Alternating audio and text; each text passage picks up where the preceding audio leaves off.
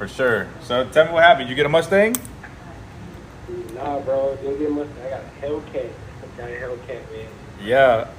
They told me that you wrecked it. What happened? Man, it's acting a little reckless, bro. I was saying, one thing later. How did you get a Hellcat with a 480 credit score? I got a co-sign with my mom. Quick question. What'd you buy your Hellcat for? I got it for $69,000. And how much did you pay a month for it? About $1,300. That was just the car payment, though. How much was insurance? About $400. Yeah. I'm not laughing at you, man, but dude, you spent $1,700 out of making $3,500 a month.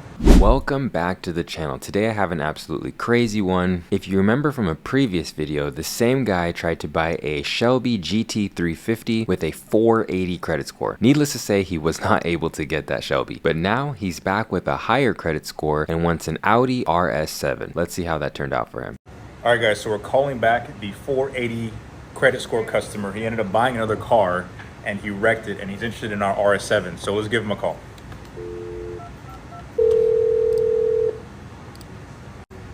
Hello? Hey, what's up, brother? This is Yusuf, the car dealer. Hey, what's up, Yusuf, man? How are you? Oh, man, all is good. All is good, man. Thanks for calling. For sure. So tell me what happened. You get a Mustang? Nah, bro. Didn't get much. I got a Hellcat. I got a Hellcat, man. Yeah. How the heck did he get a Hellcat? This man's has a 480 credit score. It does not get much worse than that. They told me that you wrecked it. What happened? Man, it's acting a little reckless, bro. I was saying, one thing later. How did you get a Hellcat? And he wrecked. Not only did he put himself in an extreme amount of debt, which undoubtedly was more expensive than the original Shelby GT350 that he wanted, if you remember the first video that we did on this guy, but then he wrecks it there soon after. Some people have no common sense, nor no skills, nor no business being in one of these vehicles. He definitely sounds like a young cat. I'm one myself, but you definitely ain't gonna catch me putting myself in precarious situations to drive a car I have no business driving and then wrapping it around a pole soon after that. How did you get a Hellcat with a 480 credit score? Man, so hold on. I know people been tearing me up on TikTok. They were tearing me up on TikTok. Rightfully But so. my credit score is now 520, paid off some credit card stuff. And I got a co-sign. Say that one more time. You're breaking up just a little bit. Hey, yeah, can you hear me? I can hear you now. Yeah, say that one more time. Yeah. No, I worked on some credit stuff, paid off some cards, but I got a co-sign with my mom. All right, so what'd you get your credit score up to? Like 520. Okay, and you're interested in the RS7 we have? Yeah, man, that RS7 was looking clean. Can you imagine a 520 being the improvement on your credit? When I think of a 520 credit score, what I'm thinking about is someone who's got their credit completely destroyed with lack of payments, whether that's on a credit card, a mortgage, or a car. I think about a repossession or multiple repossessions. But for this individual, 520 was his improvement. This is how bad it gets for some people. Yes, sir. Yes, sir. Okay, so let's get right back down to it. So you got a 520 credit score. Do you have any money down? Yeah, I got like 1,500 or up to 2,000 this time. Dude, with the 520, I can't do it, bro. You have to have. No. My mom was. He's like, no. Hold on, bro. Hold on. I got my mom. She co-signs all my bad decisions. She tucks me in at night and she makes me supper and she reminds me I'm a good boy, no matter how stupid I am. She was cool with being a co-signer. Okay, what's your mom's credit score? It's like 730, somewhere around there, 730, 740. Okay, how much do you make a month? About $3,000, $4,000 on a good month. All right, $3,500 a month. I'll just average that out. And quick question, what'd you buy your Hellcat for? Bro, so I think I got it for a deal. I got it for $69,000. $69,000 for a Hellcat? What year was it? Yeah, it was 2022. That's not bad. Okay. And how much did you pay a month for it? About $1,300. That was just the car payment, though. How much was insurance? About $400. But yeah. I'm not laughing at you. So this child decided it was a good idea to spend $1,700 on a car when he only makes $3,000 a month. And when he says $4,000 on a good month, what he's talking about is when you're paid bi-weekly a couple times a year, you land on a month where you get 3 checks. This guy makes $3K a month. So you're telling me you get $1,500 checks before taxes because these car dealerships use gross income, and you're deciding to spend $1,700, which is well over what an entire take-home check for this guy is, on a car. And for those of you who've never owned a V8 sports car, I've owned a couple of them. They drink gas like you wouldn't believe. However, a 6.2 liter supercharged 707 horsepower Hemi V8 is going to drink gas like almost no other vehicle on the road. So when you take into consideration what he paid for the payment, car insurance, fuel, and maintenance, who knows what he was spending on the car. But most likely it was basically all of his money. So that begs the question, how can someone spend 90% of what they make on a car? I think we'll find out the answer to that soon. I'm not laughing at you, man, but dude, you spent $1,700 out of making $3,500 a month. How much do you pay for rent? Basically nothing. I stay with my family. Okay. And there it is.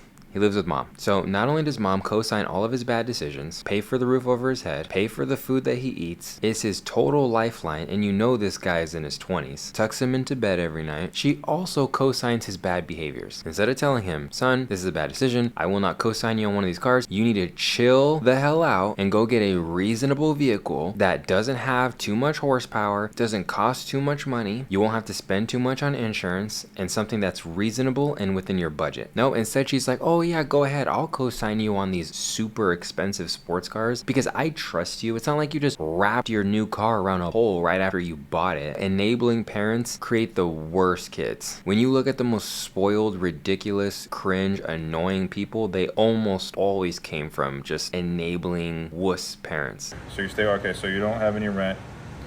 So this is what's gonna happen, man. For the RS7, I'm probably just gonna have your mom as the main applicant. Now, you sure it's smart for you to buy another expensive car?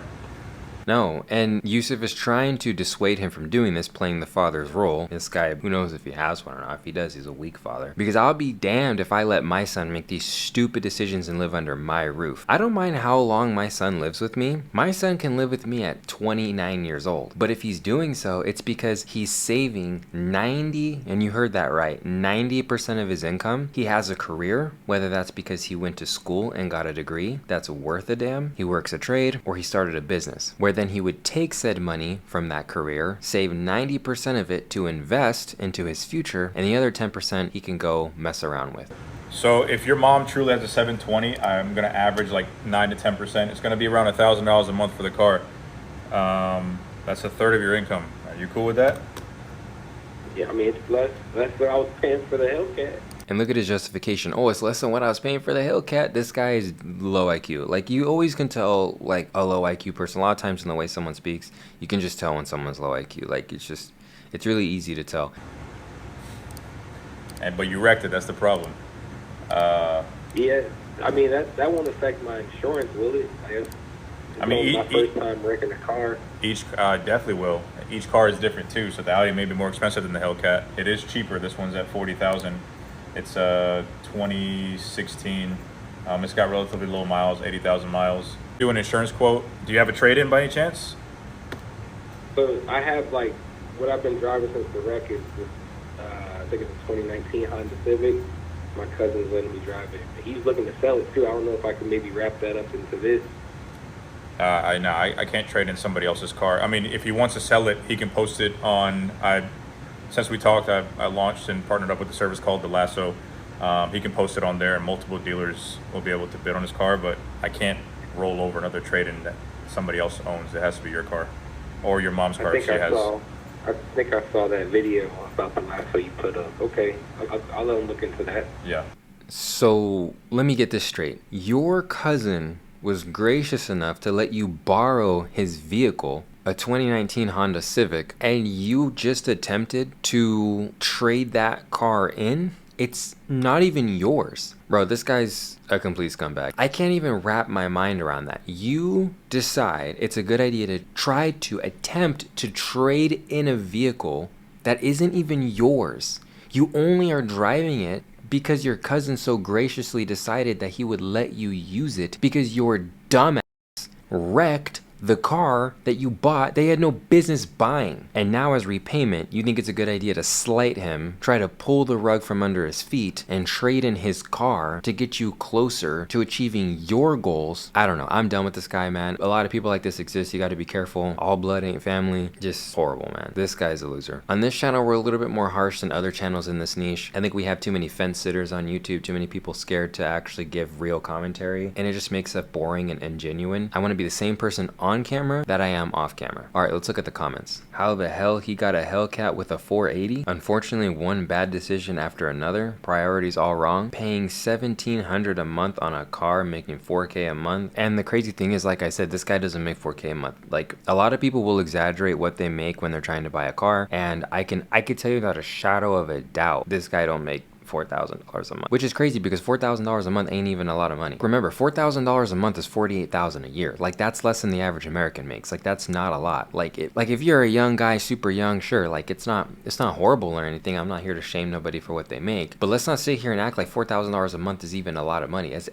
Dude, you're barely in the like median range. I mean, you're at the bottom of the median range, and you're deciding you want to buy these high-end sports cars designed for people with higher incomes. I think this comment right here encapsulates what his mom should have told him instead of endorsing his bad behaviors. Bro needs to chill and get something more affordable. I appreciate each and every one of you guys for watching. Remember, the best time to invest was yesterday. The second best time is today. The time is always right to do what is right. Peace out.